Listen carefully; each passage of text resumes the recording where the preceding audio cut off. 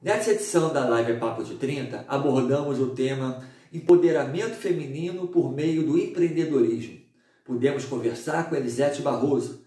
Ela deu uma série de dicas, fez grandes interações do quanto essa temática é importante no atual momento brasileiro. Então, não perca a oportunidade. Assista a essa Live Papo de 30, Empoderamento Feminino com Elisete Barroso. Boa live para todo mundo. Dizem que a mulher é sexo frágil, mas que mentira absurda. Nós que fazemos parte da rotina de muitas delas, sabemos que a força, no fundo, está com elas. Estamos começando mais uma Live Papo de 30. E o tema de hoje é o empoderamento feminino. Da onde elas tiram tanto empoderamento? Sabemos que ainda falta muito, né? A luta ainda é enorme, mas através do empreendedorismo, acreditamos que esse empoderamento terá ainda muito mais sustentabilidade. Esse é o tema da live de Papo de 30 hoje, aquela que vai direto ao assunto.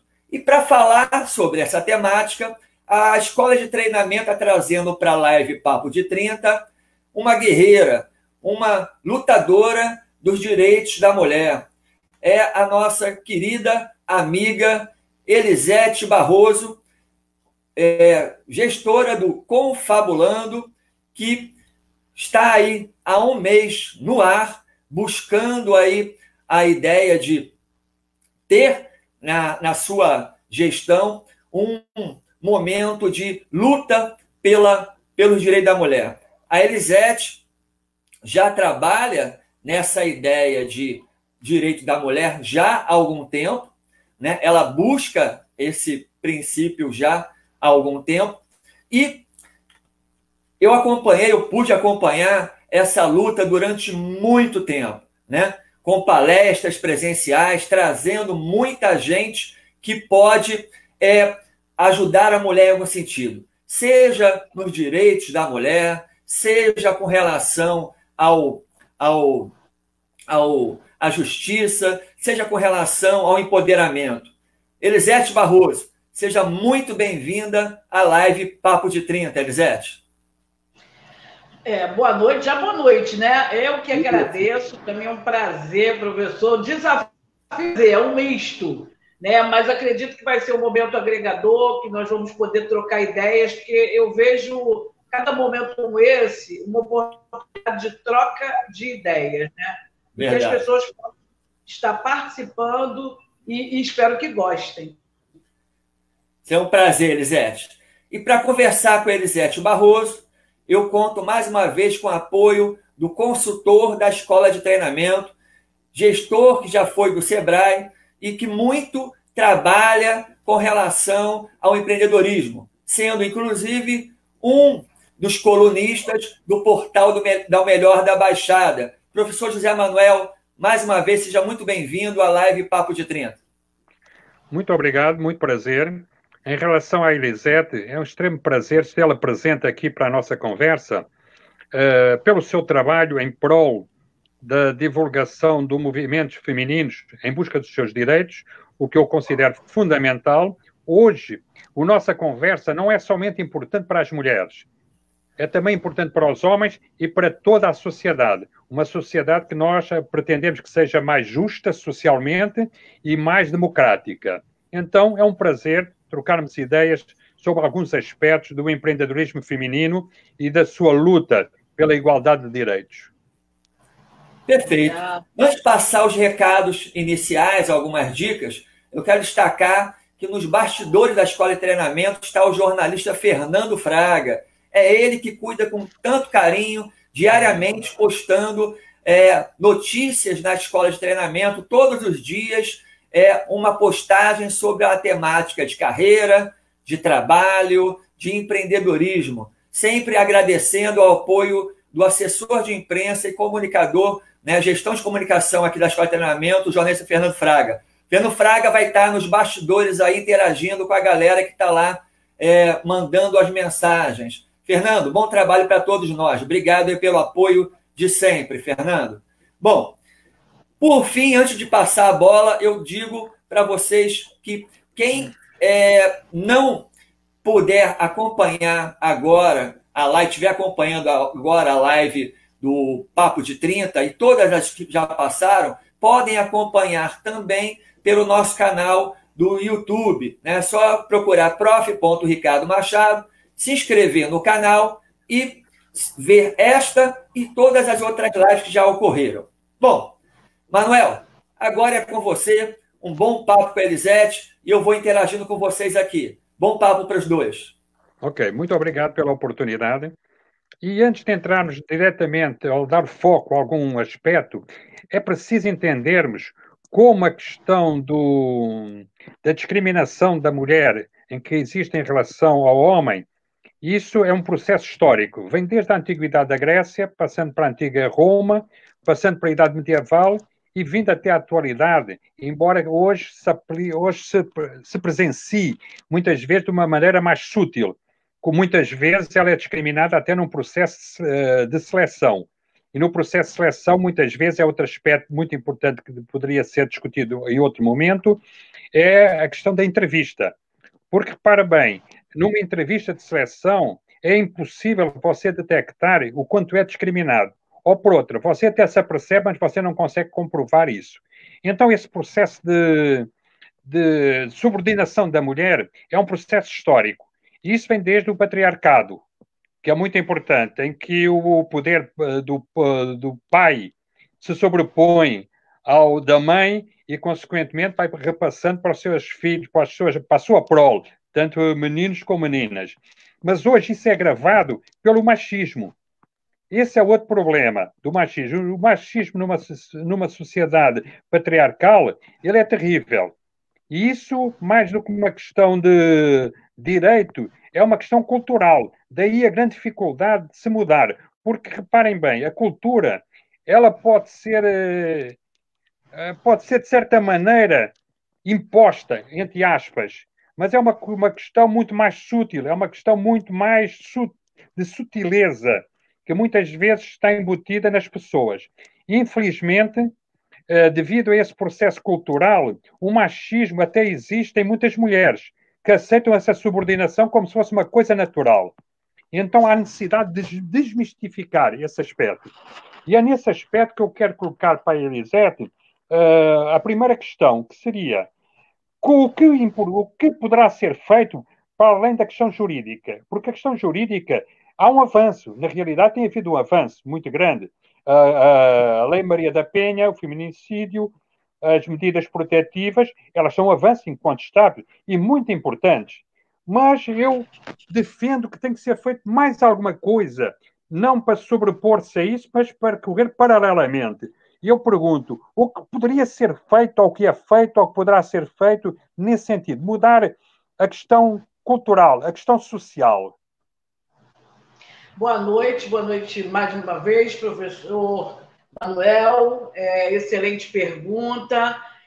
O senhor já colocou muito bem, né, que a situação da subordinação, inclusive de forma cultural, da submissão, essa submissão de uma forma equivocada, atrapalha em todos os setores a mulher avançar, em todos os setores, profissional, ela como ser, enfim. Acho que a gente já teve muitos avanços, porque já existem muitas políticas públicas para empoderar essa mulher, né? Mas a gente ainda precisa de muito mais. E eu tenho batido muito na tecla da informação. Eu acho que a informação, professor, é um caminho bem que impacta, vai impactar na vida dessa mulher, ela saber, por exemplo, o curso, ela saber onde, por exemplo, como se preparar para uma locação, ela saber, por exemplo, como se posicionar e quais os seus direitos que ela... Muitas mulheres não sabem dos seus direitos, né? Muitas mulheres, elas estão simplesmente totalmente amarras. Eu tenho falado lá no projeto do Confabulando que eu uso geralmente algumas ferramentas para facilitar o acesso a essas mulheres que realmente não têm, não conhecem desconhecem, só vivem aquele mundinho aqui. Então, eu acho que, primeiro, a informação é um caminho bem forte. Segundo, vocês colocaram muito bem o tema, né, do empreendedorismo. Eu acho que, apesar que, graças a Deus, o nosso país é muito bem no ranking do empreendedorismo, e principalmente as mulheres estão ando muito bem, né, nessa modalidade. E, inclusive, eu acho o seguinte, algumas já são natas e não sabem. Mais uma vez, eu reforço a informação. A mulher ela já é uma empreendedora, a mulher ela já se vira aí nos 30 e ela não sabe que ela pode impulsionar ainda mais esse talento que ela tem e usar isso como uma ferramenta para quebrar paradigmas, quebrar barreiras e avançar. Isso é fundamental. Elisete, há uma coisa muito interessante, que muitas vezes a escola devia ter uma participação maior. E isso é uma coisa que para mim é indiscutível. É indiscutível para mim, na minha opinião, e do professor Ricardo, que nós várias vezes discutimos o assunto, que há diferenças muito marcantes e fisiológicas entre o homem e a mulher. Isso é indiscutível. Por exemplo, o cérebro do homem é maior, significa que tem mais neurónios, mas isso não significa maior nível de inteligência. Até porque as conexões entre os neurónios, ela é muito mais presente nas mulheres. E isso é importante ser dito, isso é importante que seja feito. Porquê? Porque talvez, repara bem, isso possa significar o homem tomar consciência que realmente não há uma diferença. Cada um dos sexos tem as suas diferenças, mas isso não lhe permite dar uma superioridade aos outros. Isso é incontestável. Há uma coisa que eu gostaria de colocar para você, para saber a sua opinião.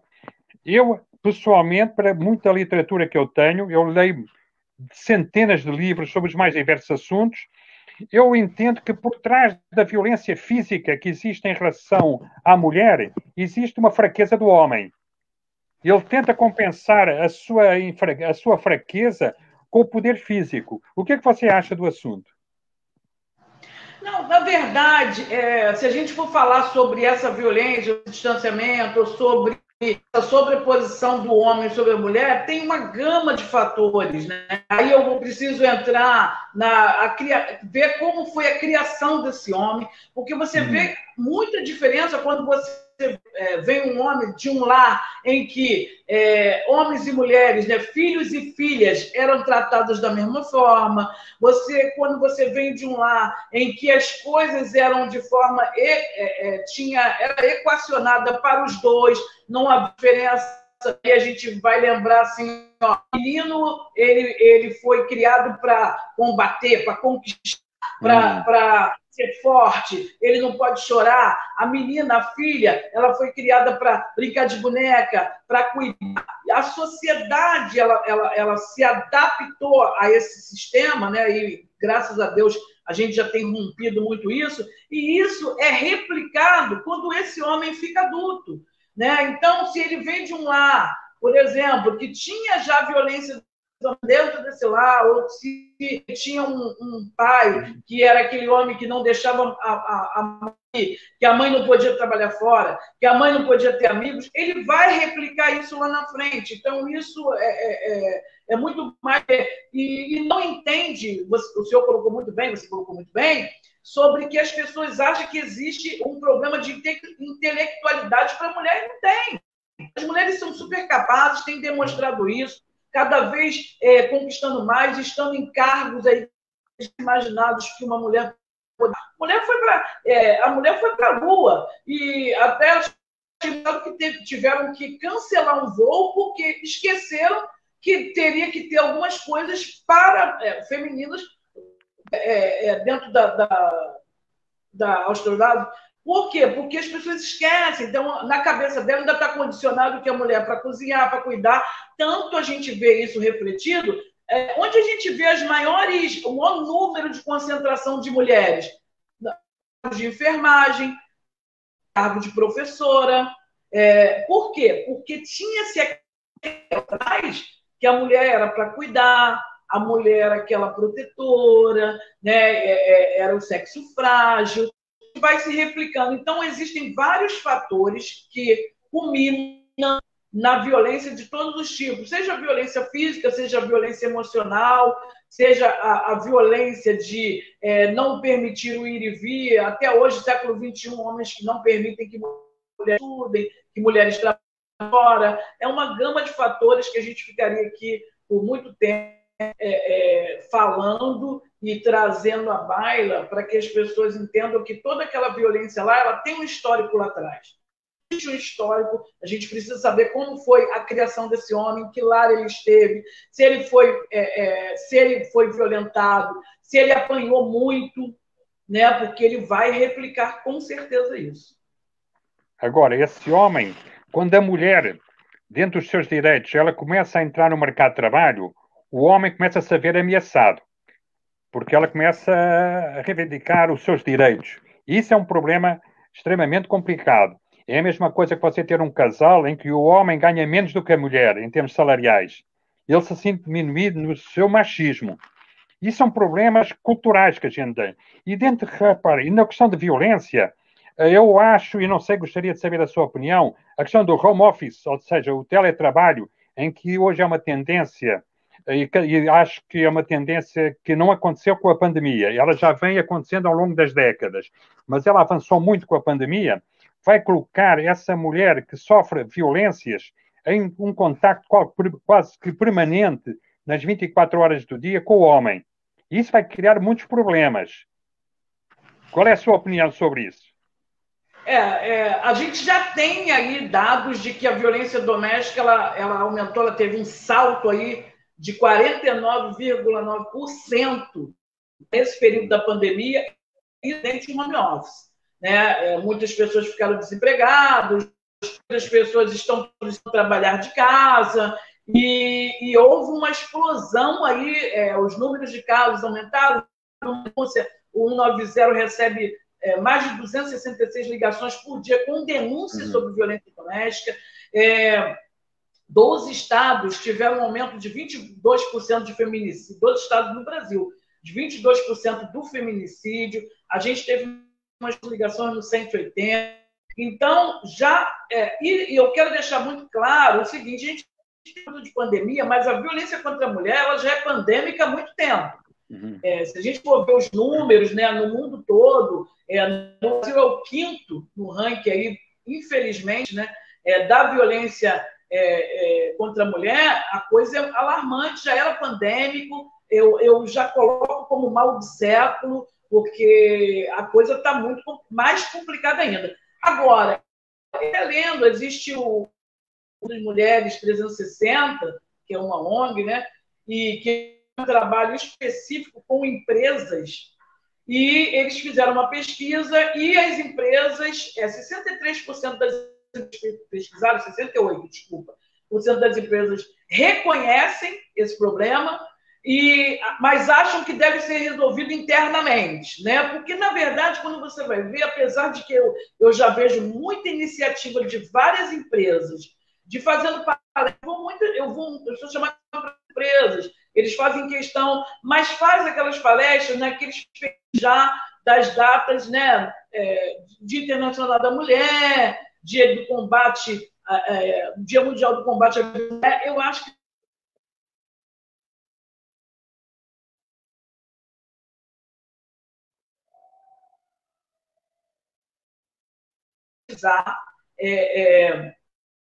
as empresas de que tem que ter um canal de atendimento, tem que ter um canal para que essa colaboradora dessa empresa ela tenha quem procurar ser atendida e ser encaminhada. Então, com certeza, o home office ele tem contribuído nesse momento para as mulheres que sofriam violência doméstica, isso aí se triplicar, entendeu? Mas a coisa já estava, o conflito já existia em alto grau, só aumentou com o home office, por causa da pandemia. Manuel, deixa eu trazer aqui um comentário de um Patrício seu, né? Acredito que seja Patrício, pode ser que esteja enganado, não sei se é conhecido seu. Vou trazer aqui para a tela, ele fez um comentário interessante, queria a sua participação junto com a Elisete. É o Jorge Manuel Marques, que eu já agradeço a sua participação. aqui na live Papo de 30. E ele diz, Manuel, em Portugal, durante a vigência do Estado Novo, as mulheres que exerciam as profissões de professora, enfermeira e telefonista só podiam casar com autorização do Estado. Olha, era assim mesmo, Manuel? Exatamente. Mas repara bem, mas isso de maneiras diferentes também existia no Brasil. A autorização para viajar, quer dizer, o homem sempre tinha uma autoridade sobre a mulher. Era como se a mulher fosse na dependência dele e fosse submissa a ele. Isso era uma realidade. Só que isso tende a mudar, inclusive na Europa. Agora, isso muda muito lentamente. É muito difícil mudar, porque uma coisa é a lei, mas a cultura continua nas pessoas. A lei não muda a cultura. Ela pode acelerar em certa medida, mas ela não muda o estado de consciência das pessoas. O indivíduo que é machista, ele continua a ser machista independentemente da lei. Ele pode ter medo da lei. Ele não faz por medo. Não porque ele tenha consciência disso, porque a cultura está embutida nele. Isso é um fato. Jorge, muito obrigado pela sua participação. Ele é Bom, aproveito essa pequena pausa para orientar o pessoal, pedir o seguinte: compartilhe as lives da Papo de 30, né? Compartilhe agora, compartilhe para os seus amigos que você acha que o tema possa colaborar com alguém. Manuel, toca o barco aí. Agora, há uma questão, a mulher, repara bem, por questões culturais, ela quando entra no mercado de trabalho, ela começa a absorver duas tarefas. Ela não abre mão da tarefa da família. Por isso é que ela, mais uma vez, é sacrificada, entre aspas, na realidade, na sua projeção de carreira. Muitas vezes ela tem que optar entre a carreira ou entre o lar, ou então conjugar os dois lares, as duas situações. Então aí começa-se a discutir outra coisa. Qual a importância do empreendedorismo para as mulheres? Eu digo a importância disso porque realmente um dos grandes problemas que as mulheres têm é a questão financeira. Porque mesmo com cargos iguais, elas ganham menos nas empresas. Elas têm mais dificuldade de ascensão a cargos de chefia. Então, muitas vezes, o empreendedorismo é uma forma delas se libertarem dessas condicionantes da sociedade. O que é que você pensa, Elisete? O empreendedorismo como uma forma de empoderamento das mulheres? Não, com certeza, até mesmo porque, geralmente, onde há um trabalho de enfrentamento à violência contra a mulher, junto desse trabalho existe o trabalho de empoderamento e o trabalho de inserir essa mulher no mercado de trabalho. Porque uma grande parte destas mulheres que sofrem violência doméstica, apesar que a violência é democrática, ela não escolhe classe social, ela não escolhe cor, raça, credo, ela está, eu costumo dizer, né, de uma forma irônica, que ela é muito democrática, ela está em todos os espaços, ela está desde naquela família de classe alta, como na família de classe baixa, de extrema pobreza, ela não tem. Só que se a grande maioria são mulheres que não têm como romper o ciclo, porque elas dependem financeiramente do autor da violência, elas dependem dessa atenção, tanto para ela, muitas dos filhos, às vezes ela está na casa de um familiar, então tem que trabalho em conjunto. O empoderamento, inclusive, tem sido uma palavra muito usada, as pessoas gostam de usar muito a palavra, mas o empoderar é você dar pertencimento, né? Ou assim mesmo, você se pertencer a algum lugar, você se entender como valor, você se apropriar, tomar domínio ou levar que o outro tome. Domínio da relação, domínio da si, né? E o empreendedorismo, que é a arte de empreender, de criar, né? De idealizar negócios, projetos, serviços, só que a gente, a nível de Brasil, amplia muito mais essa palavra empreendedorismo, porque aqui esbarra na situação econômica do país, aqui se esbarra na desigualdade social, aqui se esbarra que a gente tem um número de pessoas que não têm sua escolaridade completa altíssima. E quando eu falo de escolaridade, eu falo fundamental. Eu não estou falando de graduação, não, eu estou falando de nível fundamental, estou falando de nível ensino médio. Então, quando você pega uma pessoa, você tem que impulsionar e incentivar o empreendedorismo, sim, até as mulheres, muitas mulheres, não é? Você fez um levantamento e que em 2019 nós tínhamos 16 milhões de mulheres com negócios de 3 a 5 anos já estabelecidos, empreendendo, né? Mulheres que ganharam protagonismo.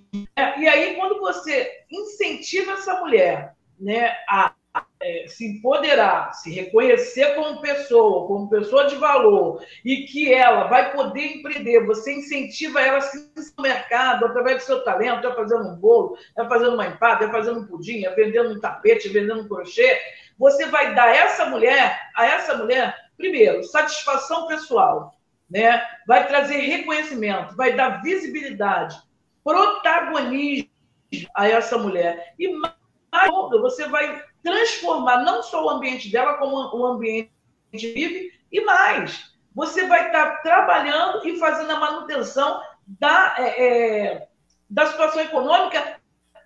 Eu até costumo fazer um paralelo seguinte: se você chegar no teu município, por menor que seja, e você não deixar nenhuma das mulheres saírem à rua, ninguém vai à farmácia, ninguém vai ao mercado, ninguém vai ao sacolão, você vai ver. Faz isso uma semana que você vai ver o que acontece com o comércio. E a mulher é a mola propulsora que movimenta a economia numa cidade. E tem no nosso país, eu repito aí, governo federal, os dados indicam de 3 a cada 4 lares, a chefe de família é mulher.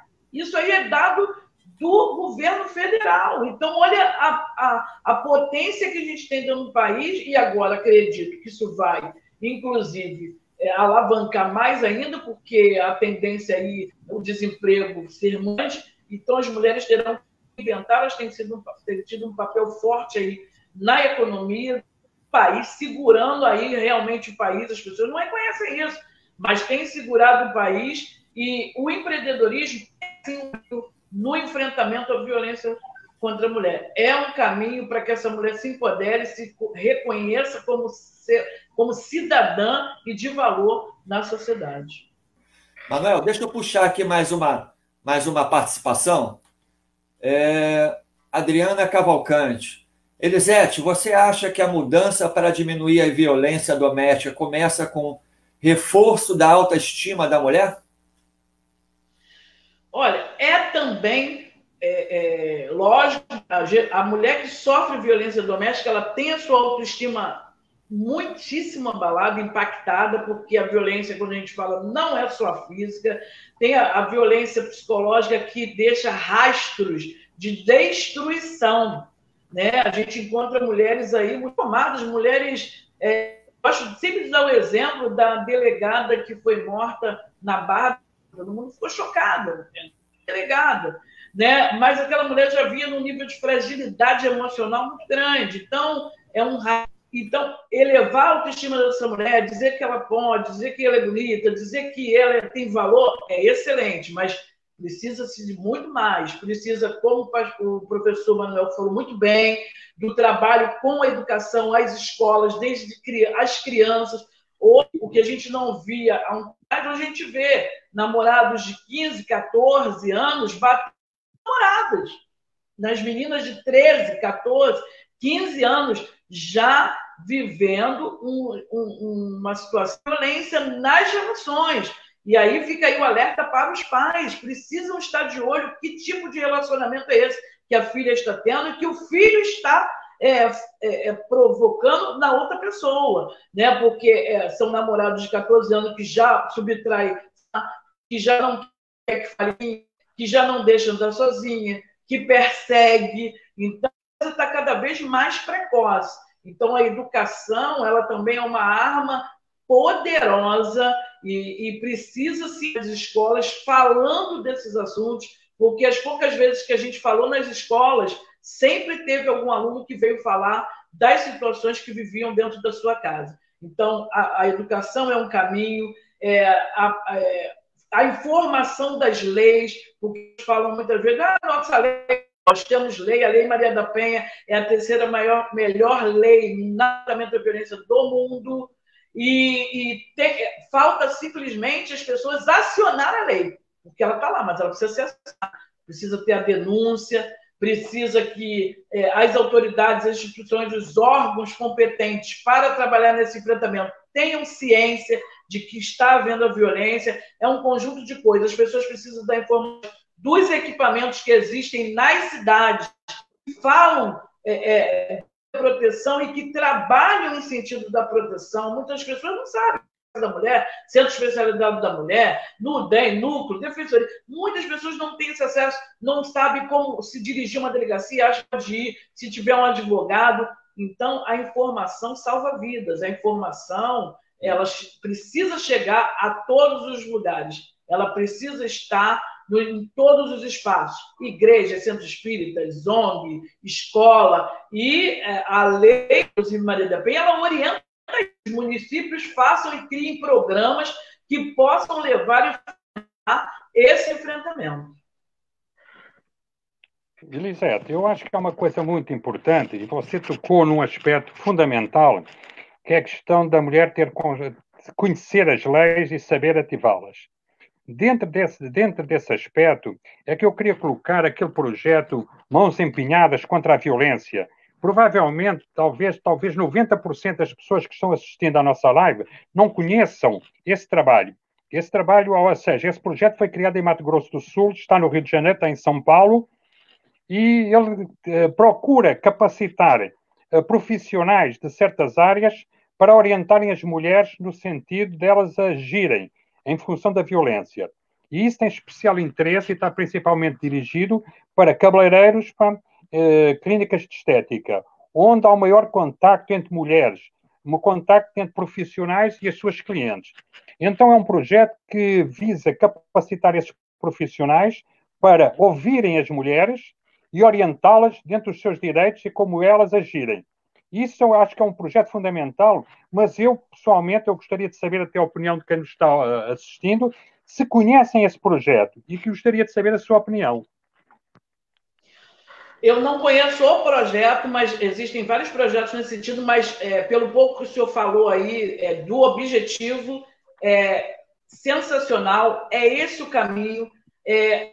A maioria dessas mulheres, elas não têm quem falar, e elas precisam, e é no momento que ela vai no salão que ela fala com a manicure, que ela fala com a pessoa que vai fazer sua escova, é no momento que ela vai ali no lugar da estética, que é oportunidade, porque muitas das vezes ela é vigiada, e aí aquele autor da violência, ele não acha que vai ter nenhum problema dela estar ali num lugar de estética, porque ali ela não vai ter como falar para alguém o que ela está passando, e é fundamental. E, além disso, acho que sobre cursos, né?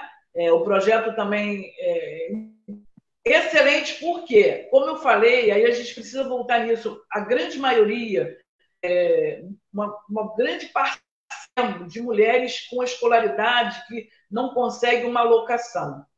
E os cursos de cabeleireiros têm salvado, as mulheres conseguem fazer nas suas próprias casas, quando muitas das vezes elas não têm a permissão de sair de casa, ela consegue fazer dentro do seu próprio bar, ela consegue fazer com seus próprios familiares, mesma coisa, são coisas de facilidade que ela vai estar se inserindo no mercado, ela vai estar se empoderando, ela vai estar conseguindo fazer a manutenção e ter a sua independência financeira de uma certa forma, e isso é uma arma poderosa no enfrentamento à violência. Eu só queria fazer um destaque, que o senhor até colocou, as mulheres precisam saber das leis, sim, principalmente dos seus direitos. As mulheres são vítimas, mas esse enfrentamento precisa ser feito por toda a sociedade, toda a família, os amigos, as pessoas no geral precisam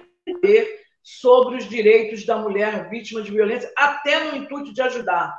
Muitos familiares, às vezes, não sabem, vêm, mas não sabem a quem procurar, não sabem a quem recorrer, como fazer, como entrar nesse enfrentamento. Aí é uma questão que todos nós precisamos. Como eu tenho falado, é um mal do século.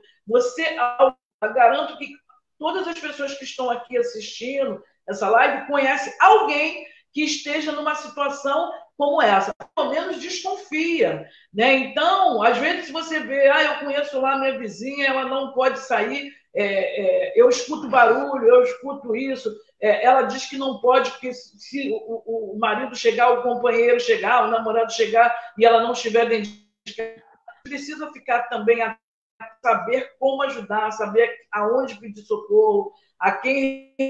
Mas voltando, todos esses cursos e a maioria dos centros especializados, eles preferem trabalhar com cursos de cabeleireiro, cursos de manicure, curso de depilação. É uma poderosa ferramenta no enfrentamento à violência. Olha, Manuel, deixa eu destacar mais a presença de alguns. Alguns estão aparecendo aí na tela. Tem um aqui, Manuel, um colega nosso antigo. Olha o Mauro Raposo aí, Manuel. Lembra do Raposão? Grande colega nosso de sala de aula durante muito tempo. Um destaque especial, muito carinho aí para um colega que estou com muita saudade. Deixa eu trazer uma pergunta aqui, pessoal. Deixa eu ver se eu encontro aqui rapidinho a pergunta da... Deixa eu ver aqui, só um minutinho. Tá aqui. Tá aqui, da Rita, acho que eu localizei, vamos lá. Acho que tem a ver com o que você estava falando agora, Elisete. Nós, mulheres, precisamos obter informações de como está sendo proposto nessa live, né? Algumas pessoas estão comentando aí, você e Manuel. Muitas têm medo, olha o que ela destaca, muitas têm medo e vergonha de buscar ajuda. Ótima live. É verdade, né, Elisete? Muitos acabam não tomando atitude por medo. O que a gente poderia dizer para um caso desse, Elisete? É verdade. O professor Manuel colocou muito bem sobre a questão oral. A gente vive ainda numa cultura muito patriarcal, o machismo ainda está muito imperado e muito forte. E aí a gente pode até fazer um paralelo seguinte. Quando, por exemplo, divórcio, né? Um casal se divorcia, preste atenção no tratamento da sociedade com esse homem que saiu da relação e com a mulher. O peso sempre vai para a mulher. O peso sempre vai para a mulher. Acontece um problema com o filho, né? O filho, qualquer problema, quem é culpabilizado? A mulher, a mãe, né? Teve um problema de violência doméstica, até hoje ainda se culpam a mulher. Apanhou, alguma coisa ela fez. Mas também, tu viu como é que ela era? Ela só ficava... Justificam o ato que ela é mulher. Né? Então, isso tudo é um sistema, realmente o ranço, né? É o resquício, são as mazelas, as sequelas de um sistema patriarcal muito forte, que ficou por muito tempo, e que ainda hoje as pessoas têm essa cultura de que o homem pode tudo e a mulher não pode nada. E que qualquer erro que venha acontecer é porque alguém vai desejar em algum momento. E por esse motivo, pelo julgamento, a sociedade julga. E aí eu gosto sempre de lembrar um fato da menina de 16 anos que foi estuprada em Sulacap, ali acho que tem uns 3 anos esse caso, mais ou menos, e na época foi por 16, por fim, acabou, eram 12 homens. Eu achei aquele ato horrível, um ato tenebroso, só de você pensar e o que as pessoas falavam. O que essa menina estava fazendo lá? E a mãe dessa menina? As pessoas não paravam para ver o ato, a barbárie. As pessoas julgavam a mãe e a filha. Então, uma sociedade, numa sociedade como essa, a mulher que é vítima de violência, ela tem vergonha de chegar na delegacia, ela tem vergonha de corpo de delito, ela tem de chegar dentro de um equipamento de saúde, porque ela precisa de exames, ela tem vergonha de contar que está passando por aquilo, mas precisa romper a vergonha. Até mesmo porque, se alguém tem que ter vergonha nessa situação, é o autor da violência. Entendeu? A mulher não tem que ter vergonha. E aí precisa do apoio da rede dela, de quem está ao entorno, familiares, amigos, para que possam ajudar essa mulher que já está fragilizada a dar esse passo dificílimo de denúncia, de seguir e romper com esse ciclo. Manuel, toca aí. Eu quero fazer uma observação sobre ou seja, uma telespectadora, Daniela, disse que nunca ouviu falar no projeto. Sim, ela nunca ouviu, nem eu, nem o professor Ricardo, quando nós visitamos salões de beleza, nunca vimos nada, nem material semelhante. O problema é que existe o projeto, mas a gente não vê operacionalizá-lo, a gente não vê como ele é colocado na prática. Então as pessoas ignoram. Esse é o problema grave. Então não basta ter projetos, tem que implementá-los. Isso é fundamental, porque senão fica no vazio. Porque é exatamente por não saber, não se conhecer, que as pessoas têm medo. Medo é um sentimento normal. A diferença é como cada um reage ao medo. E para que cada um possa reagir ao medo, ele precisa de ter alguma coisa que a proteja. Tem que saber as leis, não somente saber que existem leis, como essa lei será colocada em prática. Isso é fundamental. É uma maneira. Quanto à vergonha, não há vergonha, não. Vergonha é de se calarem. Porque não se manifestando significa reproduzir o que está errado. Então há necessidade de falar, há necessidade de gritar mesmo. Isso é a minha opinião. É verdade. É necessário, mas eu acho que a gente já avançou muito devido a muitas campanhas, devido às pessoas estarem batendo muito na tecla, muitas palestras, muitas, como eu falo, a informação salva, as mulheres estão rompendo, falando, estão pedindo ajuda, estão, de uma certa forma, sinalizando que estão passando pelo problema e pedindo ajuda, estão recorrendo aos centros especializados, os lugares que estão oferecendo cursos para poder se empoderarem, se inserirem no mercado de trabalho para poder conseguirem romper com esse ciclo de violência, que é difícil romper. Não se rompe da noite para o dia. Eu já conheci mulheres que ficaram 17 anos vivendo violência, 8 anos, 10 anos, 20 anos. Eu conheci uma que viveu 30 anos, né? E a gente não pode julgar, porque cada caso é um caso, existe toda uma complexidade, como a gente falou um pouco antes, né? A dependência financeira, filhos pequenos, dependência emocional também, porque a mulher ela não casa para separar, ou ela não vai viver com uma pessoa para separar, ou ela não namora para separar, ela quer viver uma relação, ela tem esse sonho, e naquela intenção, naquela esperança de que vai dar certo, que vai melhorar, que ele vai mudar. E muitas das vezes a dependência emocional também é um impedimento, um impeditivo para que essa mulher rompa. Deixa eu dar um exemplo, aconteceu, acho que foi no Ceará, uma mulher foi para a audiência do marido, ele foi condenado, quando o juiz deu a sentença e que os guardas iam levá-lo algemado, né? Ela pediu que esperasse, foi lá e beijou o marido. E as pessoas ficaram escandalizadas com aquilo. Dependência emocional, apesar dela estar vendo ele ser preso, ela não era aquilo que ela queria.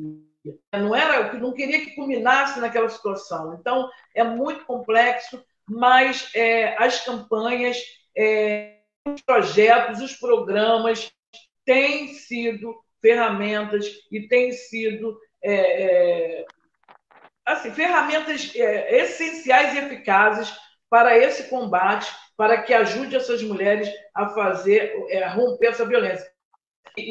Durante essa pandemia, a gente falou lá do home office, foram criados vários dispositivos para que as mulheres possam estar acionando, as DEANs continuam funcionando a todo vapor, os juizados de 24 horas expedindo as medidas, estão trabalhando online, estão recebendo os boletins, porque foi criada uma forma da mulher fazer um boletim de ocorrência através, online, à distância. Foram criados novos canais de atendimento para que as mulheres possam fazer o contato, ou o familiar fazer o contato, e a gente tentar, de uma certa forma, ajudar essa mulher que está passando por essa situação.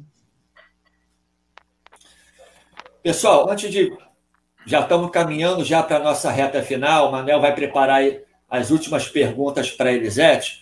Deixa eu reforçar aqui um recado inicial. Siga a Escola de Treinamento no Facebook, né? Todos os dias o jornalista Fernando Fraga faz uma pesquisa, uma compilação em todos os noticiários e posta lá uma notícia de relevância para a carreira, mercado ou empreendedorismo, seja o empreendedorismo ligado ao business ou ligado ao social. Outra dica também quer assistir outras lives do Papo de 30, é a primeira vez no Papo de 30, a primeira coisa que eu peço, compartilhe a nossa live para a gente poder chegar a mais pessoas. E vá lá no canal nosso no YouTube, procure prof.Ricardo Machado e veja essa e outras lives lá. Manuel, toca aí as últimas perguntas, as últimas considerações para a doutora querida de coração, Elisete Barroso. Eu gostaria de chamar a atenção para um facto muito comum. Para aquele casal em que o noivo, o marido, o namorado, ou principalmente o marido, tem uma situação financeira boa e diz para a mulher: meu amor, tu não precisas trabalhar. E ela se acomoda. Isso é um risco imenso. Isso é muito comum. Porque, repara bem, quando ele diz isso, ele está dizendo indiretamente e subliminarmente que quer ela na dependência dele. Isso é a mulher se colocar nessa situação. Cuidado com essa situação. Isso é um risco. Talvez os homens que me estejam ouvindo não gostem das minhas palavras, mas isso é uma realidade. Cuidado com isso. E finalmente, as mulheres, ao se tornar empreendedora, além de gerar a própria renda, ela torna-se independente financeiramente. Mas mais do que isso, ela torna-se dona do seu destino. Isso é fundamental. Verdade, verdade. Verdade, colocou muito bem. E é muito bom ouvir isso de um homem. É muito bom isso de um homem, né? Que as mulheres têm que estudar sim, que as mulheres precisam trabalhar sim, que não existe isso. Lógico, né? É um casal, vai se chegar a um acordo ali de como fazer de forma que não venha atrapalhar nem um ao outro, mas precisa ter, primeiro que ela tenha a sua identidade.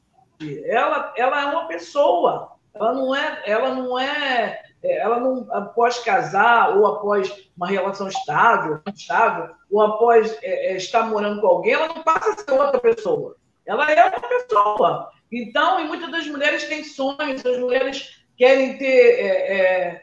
eu estava lendo, mas aí não só sobre as mulheres, mas que 70% dos brasileiros, e sou eu, né, para falar do professor Manuel, que é um expert no assunto aí de empreendedorismo, mas tem vontade de ter seu próprio negócio, tem vontade de fazer suas coisas, e a gente tem que incentivar, o homem precisa incentivar as mulheres a seguirem seu caminho também, terem sua profissão, fazerem suas coisas, terem sua autonomia financeira, inclusive porque isso vai ajudar não só na situação econômica da própria família, como eu já falei, e alimenta e manutenção da economia do país, da cidade, do ambiente em que ela convive. É salutar, é importante. Né? A gente precisa... Eu fico muito feliz quando eu escuto homens com essa fala, uma fala progressista, uma fala para frente, uma fala de avanço, uma fala... professor, todo o meu respeito, professor Manuel, se eu já era fã, fiquei mais fã hoje, entendeu? Porque mente chamando a atenção do jovem. A sua mulher é uma pessoa. Aliás, vocês têm uma união, mas ela é uma pessoa. E já parou para perguntar o que ela gosta, o que ela quer, o que ela sonha, o que ela gostaria de fazer, se ela ficaria feliz? Eu estudei com uma menina que ela começou a fazer a faculdade, ela ficou 15 dias, porque eu acho que o companheiro achou que é fogo de palha. Quando viu que era sério, ele fez ela sair da faculdade. Né? Então, ela tinha aquele sonho, eu prefiro problema, e aí a mulher escolhendo.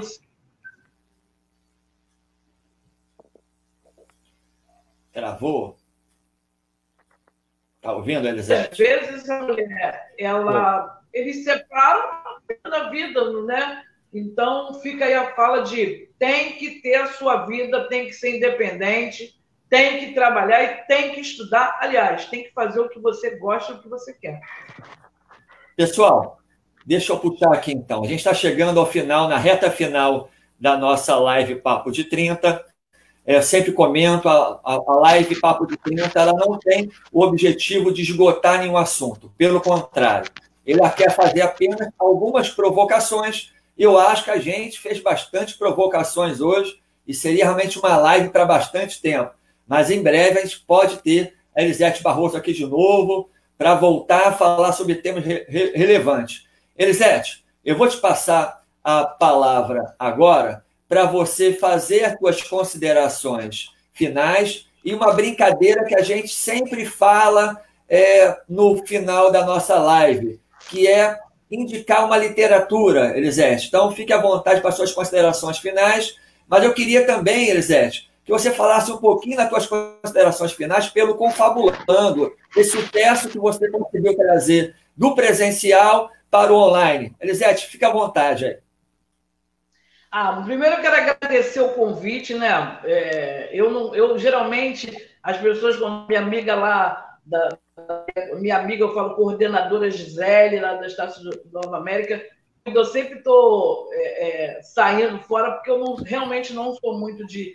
Mas o professor Ricardo eu não poderia falar não, porque se o Confabulando existe, eu vou botar uma parte da conta aí, vou dedicar a ele, que me incentivou a trazer... formatar, né? Um novo formato, na verdade, do que eu já fazia, uns encontros que eu fazia de workshop, seminários, de forma social para a forma, fazendo algo que eu já imaginei, porque eu falava que eu detestava vídeo, não ia falar, que não sei o quê, e é um novo momento aí que eu estou me redescobrindo e estou gostando muito. Confabulando, na verdade, eu escolhi o nome porque vem de confabular, trocar ideias. E a gente troca ideias sobre assuntos de relevância para toda a sociedade, direito de família, violência doméstica, mercado de trabalho, que o pessoal está querendo aí que o professor Ricardo volte. Um tema bem bacana para falar sobre o racismo, fazendo um corte aí transversal, chamei a reflexão, por que todas as vezes que a gente vai ver de um caso de prisão que aparece na mídia de forma injusta, que descobrem que esse suposto não era a pessoa que cometeu aquele crime, porque mais de 90% a pessoa é da cor preta.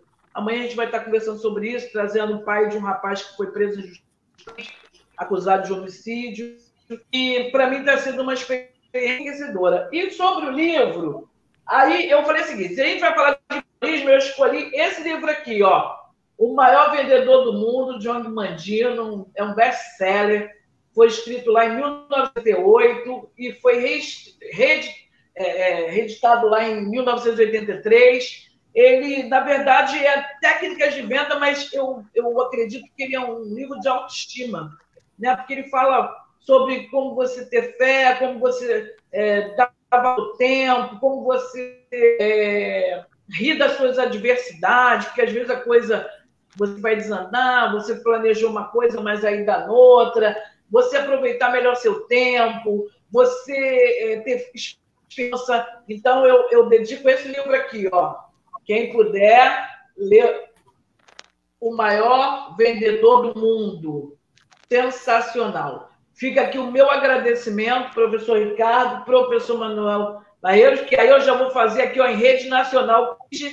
Eu quero que eles estejam em Confabulando, porque além dele ter história, ele tem muito conteúdo para dividir aí com a gente, e hoje, para completar, descobrir que é um baita de um homem progressista aí, com um pensamento à frente, que vai poder colaborar e enriquecer muito lá no Confabulando. Fica aqui o meu convite em rede nacional, professor. Muito obrigado, será um prazer.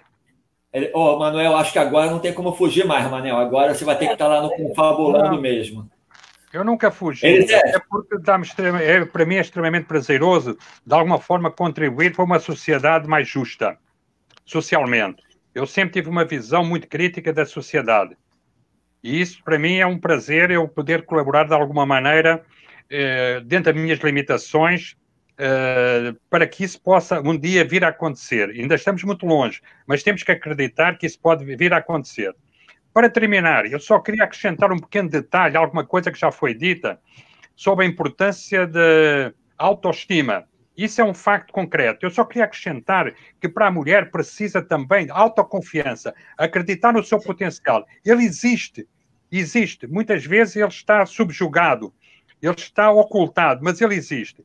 Quanto a um livro, eu vou colocar para vocês um livro extremamente simples. A Paixão no Banco dos Réus. É um livro que trata de problemas que houve no Brasil, pá, e foram julgados, pá, daquilo que eu detesto falar, mas é uma realidade. Alguém que alega, e advogados defendem muitas vezes essa visão, um indivíduo mata por amor. Ninguém mata por amor. Se um indivíduo ama, não mata. Não se mata quem se ama.